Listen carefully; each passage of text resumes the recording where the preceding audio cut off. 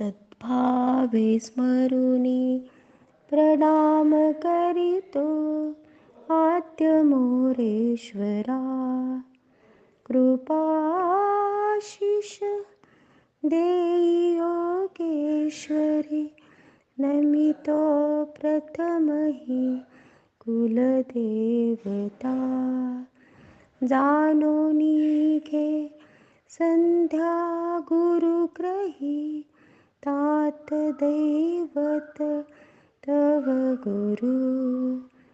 दिव्यत्वे संस्कार गिरवी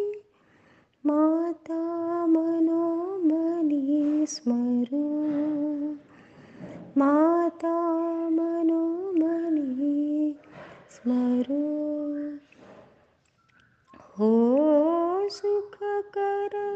धन्य सोहळा मंदिर असे हे तुझे कुर्यात पटोर्मंगलम् कुर्यात पटोर्मंगलम्.